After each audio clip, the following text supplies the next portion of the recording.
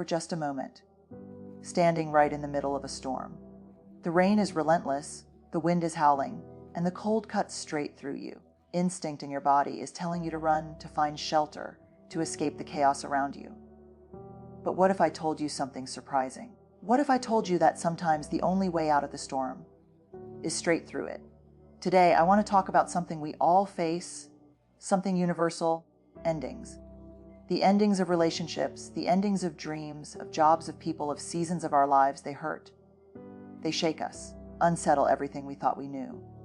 And our first instinct, almost always, is either to cling desperately to what's slipping away, numb ourselves and pretend it doesn't matter at all.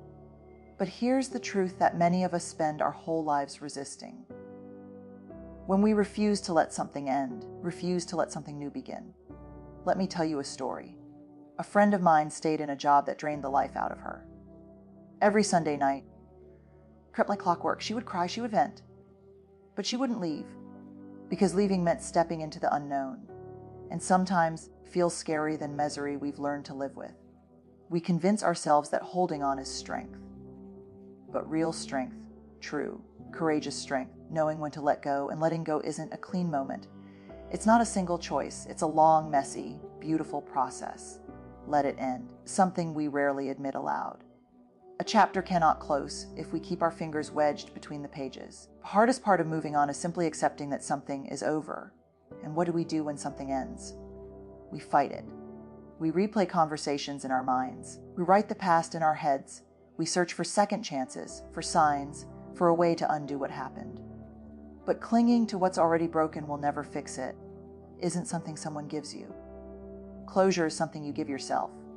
Let me share another story. A friend of mine, Jake, stayed in a relationship that had emotionally ended long before it officially ended. He and his partner hadn't truly been them in years. Could say the words out loud. He told me, "If I walk away, it means I failed." And I understood him.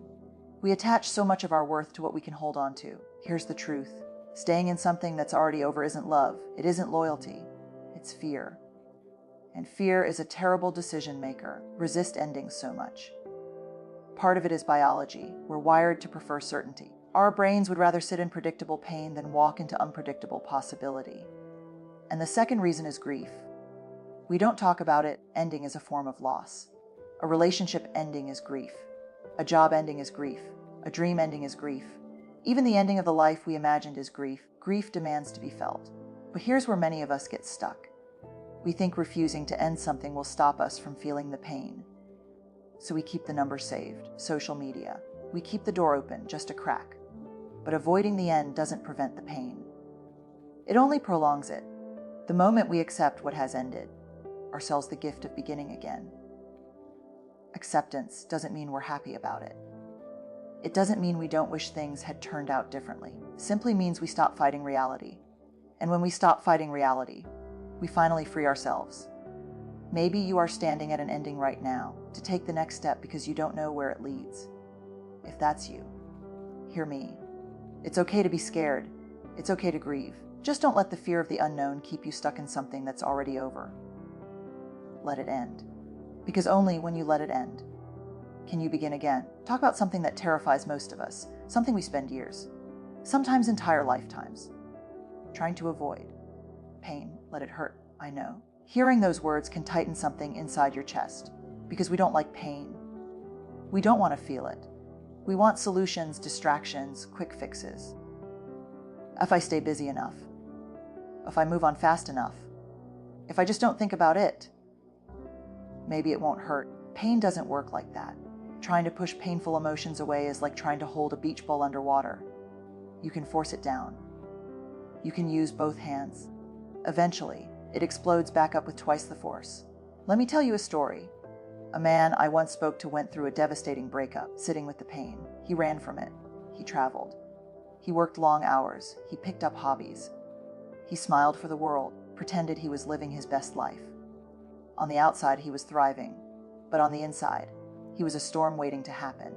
And 6 months later, on a random Wednesday night, in the silence of his apartment, grief hit him like a freight train, because that's what emotions do. We either feel them now, but one way or another, we will feel them.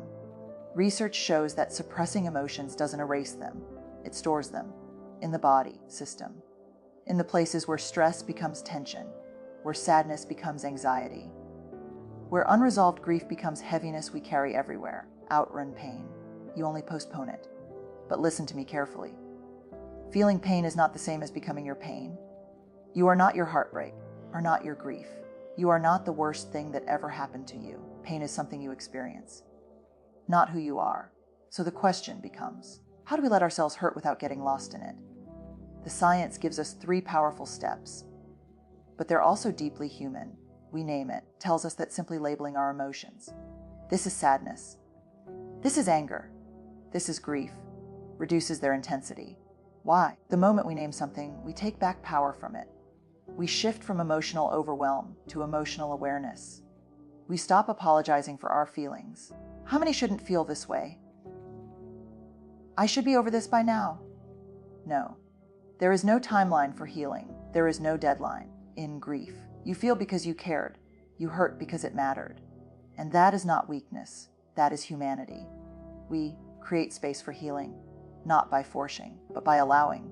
Healing isn't waking up one morning magically fine. Healing is waking up and saying, today, I will be kind to myself. I will take one small step. Today, I will breathe. Some days that step might be getting out of bed. Some days it might be crying in your car. Some days it might be letting yourself rest. Healing isn't dramatic. It's gentle, it's slow, it's honest. And here's the truth many people never learns. Refuse to let ourselves hurt. We refuse to let ourselves heal. Pain is the doorway, not the destination. On the other side of pain is clarity, is freedom, is rebirth, and you deserve all of that. So yes, let it hurt. Let yourself feel every trembling, heavy, aching part of it. Because you are not breaking. So we've talked about endings, we've talked about pain. Now comes the part everyone thinks time will magically fix. Healing. But healing isn't passive, isn't something that just happens while you wait. Healing is not a clock you sit beside, hoping the ticking will stitch you back together. Healing is a choice. A brave, exhausting, beautiful choice. And often, it's the hardest one of all. Let me tell you something we rarely acknowledge out loud. It's not linear, it's not a straight line, it's a winding, unpredictable trail with detours, setbacks, and emotional ambushes you never saw coming. Lighter, more hopeful, more like yourself. And the next day, a song, a scent, a memory, a date on the calendar, so hard you feel like you've been thrown backwards. And in that moment, we tell ourselves, I haven't healed at all. I'm back at 0. Healing doesn't mean you never feel pain again. Healing means you learn to carry the pain differently. Let me tell you a story. David went through a painful divorce. For the longest time, he believed healing meant reaching a point where he never thought about it again. So every time the memories resurfaced, he felt like he was failing. Why does this still hurt? He asked. And I told him, it hurts because it mattered. Heal by pretending something didn't affect us. We heal by acknowledging that it did. And still choosing to move forward anyway. One of the biggest myths we've been taught. Time heals all wounds. It doesn't. Time alone heals nothing. 2 years replaying the same resentment. You stay stuck. If you spend a year rewriting the same painful narrative, you stay wounded. If you wait for apologies or accountability from someone who may never give it, you stay frozen. Time doesn't heal. Intention does. Action does. Courage does. Requires all 3. Healing takes courage. Because the hardest part of healing is this. Sometimes we have to let go of the version of ourselves that existed before the hurt. That version felt safe. That version knew the script. Version didn't expect the betrayal, the loss, the ending.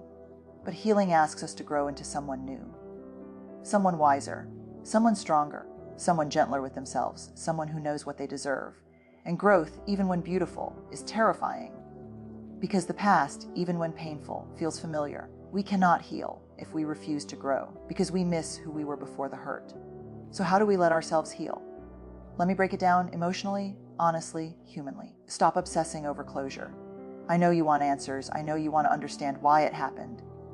I know you want the apology, the explanation, the neat ending. Sometimes the person who hurt you moves on without ever acknowledging what they did. So you face a choice. Do you stay stuck waiting for a moment that may never come? Do you choose to heal anyway? Closure isn't something they give you. Closure is something you give to yourself. We stop making pain our home. Pain is meant to be a visitor, not a permanent resident, but sometimes we grow so used to suffering that we build our identity around it. We tell ourselves, I'll always be the one who got left. I'll always be the one who wasn't enough. I'll always be broken. No, you are not your wounds. You are not your lowest moment, not the story pain wrote for you. Healing begins the moment you decide you are worth more than your hurt. This is the part people don't talk about. Sometimes joy feels scarier than pain. After we've been hurt, feeling happy can almost feel wrong, like we're betraying our grief, we're forgetting something important, like we don't deserve to feel good yet. But hear me, joy and grief can coexist. You can miss what was and still embrace what is, carry sadness and still make room for laughter. You can remember the pain and still choose a future that feels beautiful. That isn't betrayal, that is healing. Isn't a destination, it's a becoming. Healing doesn't return you to who you were before. Healing transforms you into who you were meant to be next. Someone softer, someone stronger, someone who knows their heart, their worth, their boundaries. Someone who survived what once felt unsurvivable. So let it heal, not all at once, not quickly, but patiently, courageously. You deserve to become whole again. We've talked about letting it end. We've talked about letting it hurt, talked about letting it heal. Now comes the part we struggle with the most.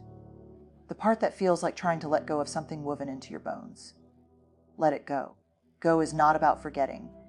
It is not about pretending the past didn't shape you. It is not erasing memories like they never mattered. Letting go. Making peace with what happened. It is choosing not to relive the same pain again and again. It is freeing yourself from the weight that has been holding you hostage. Here's the truth, we can't change what happened, but we can choose how we carry it at Throsaber. People talk about letting go like it's a switch you flip, melt like it's easy. But if you've ever truly had to let go of a person, a dream, a version of your life, you know this. Letting go isn't a moment, practice, a daily, sometimes hourly, sometimes minute by minute practice. You'll have days where you feel free, light, open, unburdened. Have days where something small, a song, a name, a memory, pulls you back into the ache. That doesn't mean you've failed.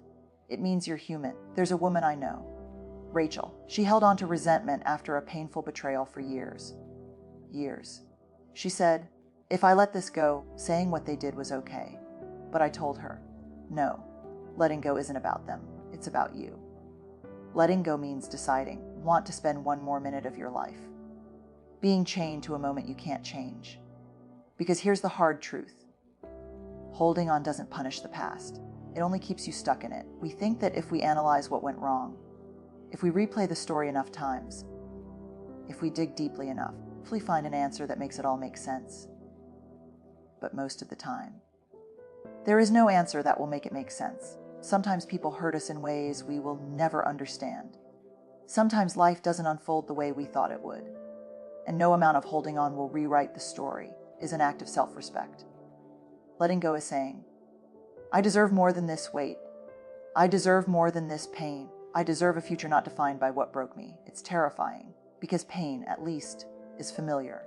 Grief, at least, makes sense. At least, has a story we already know. But clinging to the past keeps both your hands full. And when your hands are full, you can't reach for anything new. Go. Let me break it down the way your heart will understand it. We give ourselves the closure no one else gave us. If you're waiting for an apology, explanation, for someone else to close the door, you may wait forever. Closure isn't a gift someone hands you. It's a decision you make. Decision to stop standing in the doorway of something that ended. We stop trying to rewrite a past that cannot be changed. So much of our pain comes not from what happened. From our refusal to accept that it happened, we tell ourselves, if only they had stayed. If only I had done more. If only it had worked out, spend our whole lives living in the if-onlys. Or we can choose to live in what is. Letting go is choosing reality over fantasy. Choosing the future over the past. Choosing peace over the endless loop of regret. We step into the unknown. Here's the real reason letting go feels impossible. Because the space after we release something.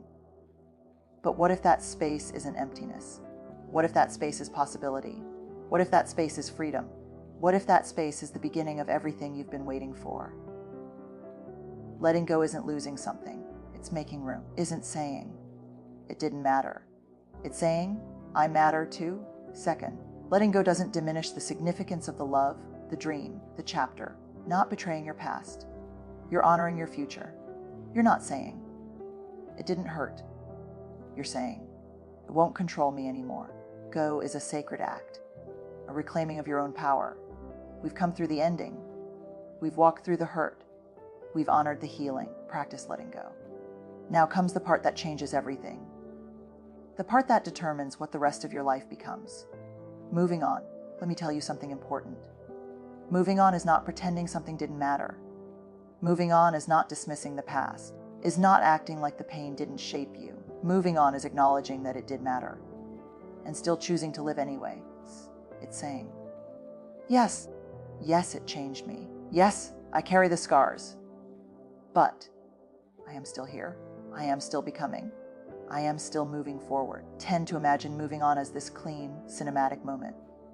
Like one day we'll wake up, stretch our arms, breathe deeply, and suddenly feel nothing but peace. Real life is messier.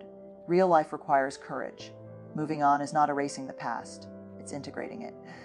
It's saying, yes, chapter shaped me, and I'm allowed to write the next one. A friend of mine, Anna, lost her job in a way that was deeply unfair. She was heartbroken. She was furious. She stayed stuck in that loop for months. Why did this happen to me? What did I do wrong? What was I supposed to do? And honestly, who could blame her?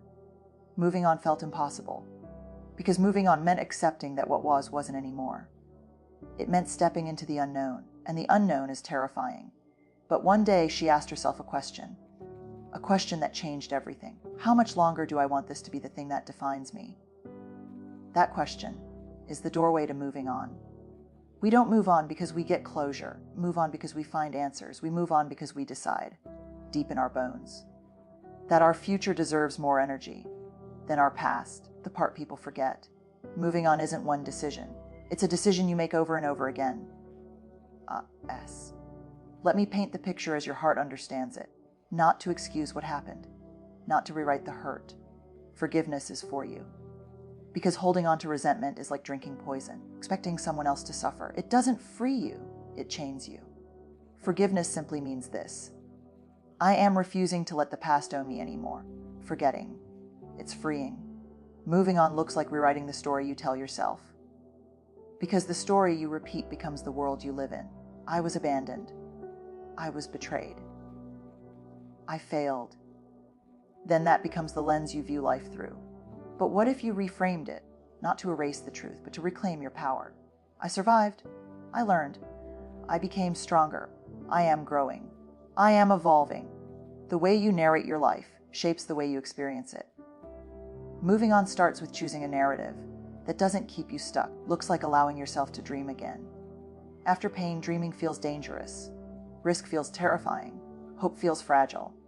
But healing isn't about building walls. It's about opening doors. Moving on means saying, I'm willing to try again. I'm willing to hope again.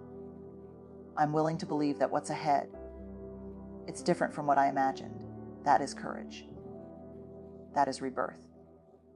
Moving on looks like giving yourself permission to be happy again. Sometimes the hardest part of moving on isn't the pain, it's the joy. We ask ourselves, is it too soon? Do I deserve this? I allowed to feel good again? Yes, you are. You are allowed to smile again. You are allowed to feel light again, are allowed to rebuild a life that feels warm and whole. Happiness after pain is not betrayal, it is healing. The truth about moving on. Moving on doesn't mean the past didn't matter. It doesn't mean the pain didn't change you. It doesn't mean you no longer feel anything, choosing not to stay frozen. You are choosing not to carry the same burden. You are choosing to live again. Life will ask us, again and again, let go of things we thought we couldn't live without. And every time we face a choice, stay stuck in what was, or step bravely into what can be. On isn't about live or looking back. It's about looking back with acceptance, with gratitude for what it taught you, and then turning forward. Because that life is waiting, right there. ahead of you. You are not what you lost. You are not your heartbreak. You are not your failures. You are not your past. Everything you survived, everything you learned, everything you still have the capacity to become. So let it end. Let it hurt. Let it heal. Let it go. Brene, even if you don't feel ready, move forward, because the best part of your story, the brightest part, the strongest part, most meaningful part, is still being written. The end, life will break us open in ways we never saw coming. But it will also offer us the courage to rise again. As you walk forward from here, carry this with you. You are not defined by what ended. You are strengthened by what you are becoming. Let it end. Let it hurt. Let it heal. And then, with all the gentleness your heart deserves, step into the life that's waiting for you. Thank you for your courage. Thank you for your presence. Choosing yourself, I see you. And I'm cheering for you.